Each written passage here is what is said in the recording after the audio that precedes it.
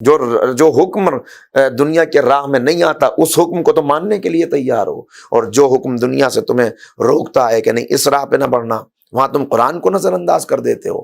تم نے اللہ کے حکم کو نظر انداز کیا، قرآن کو نظر انداز کیا، رسول کو نظر انداز کیا، جس کا نتیجہ یہ ہے۔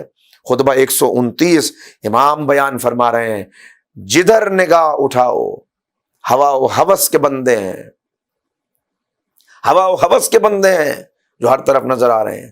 ایسے امیروں کو دیکھ رہا ہوں جو اللہ کی نعمتوں پر ناشکری کرتے ہیں، ایسے بخیل نظر آ رہے ہیں جو حق خدا میں بھی بخل کر کے یہ سمجھتے ہیں کہ اپنے مال کو بڑھا لیں گے، ایسے فقیروں کو دیکھ رہا ہوں کہ جن کے یہاں شکرانے نعمت نہیں ہے، جن کے اندر سے شکر کا جذبہ ختم ہو چکا ہے، ایسے سرکش لوگوں کو دیکھ رہا ہوں کہ جن کے کان نصیحتوں سے بہرے ہو چکے ہیں، بار بار ان کی سماعتوں تک نصیحتیں پہنچتی ہیں مگر ان کے کانوں پہ مہر لگ چکی ہے۔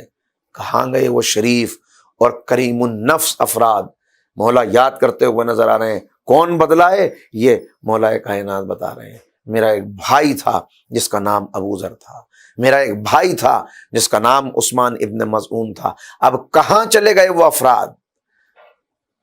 پھر تقسیم بتا رہے ہیں، خطبہ نمبر 32 مجھے یاد آیا کہ جس میں کہہ رہے ہیں معاشرے کے اوپر نگاہ دوڑاؤ، کیسے افراد ہیں؟ ایسے فسادی ہیں جو اسباب کی کمی کی وجہ سے اپنے فساد کو دبائے بیٹھے ہیں۔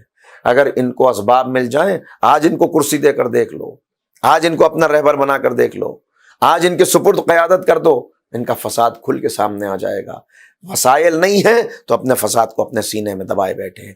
ایسے شرری نظر آ رہے ہیں، مولا کے الفاظ ایسے شرری نظر آ رہے ہیں کہ جو اپنے شر کو استعمال کریں گے یا مال دنیا حاصل کرنے کے لیے، یا قیادت حاصل کرنے کے لیے، یا منبر کی بلندی تک پہنچنے کے لیے۔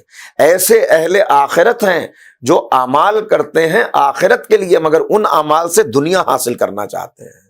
ایسے مکار ہیں کہ جو اپنی مکاری کو چھپا کر اپنی محرومی کو قناعت کا نام دیے ہوئے ہیں۔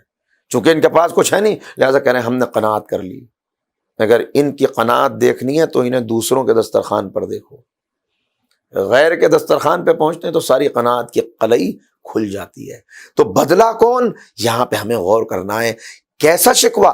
ہم اللہ سے شکوہ تو کر رہے ہیں لیکن آج کی شب جمعہ کا شاید اہم ترین پیغام یہی ہو جائے کہ کون بدلا، اس کے لیے ہمیں توجہ کرنی پڑے گی۔ یعنی عالم یہ ہو جہاں کتوں کا گوشت حلال گوشت کی دکان پر مسلمانوں کو بیچ دیا جائے اور پھر یہ شکوہ ہو کہ ہم پر رحم و کرم نہیں ہے۔ یہاں عالم یہ ہو کہ بچوں کے اعضاء کی اسمگلنگ کے لیے ماؤں کی گود سے بچوں کو جدا کر کے ان کو مار دیا جائے اور پھر مسلمان یہ کہے کہ ہم اللہ بدل گیا اور ہمیں رسوائی کے اندر مبتلا کر دیا۔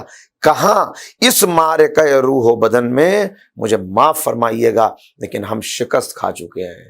اس معرکہ روح و بدن میں ہم شکست کھا چکے ہیں، ہم اپنے نفس کے غلام بن چکے ہیں، ہم دنیا کے بندے بن چکے ہیں۔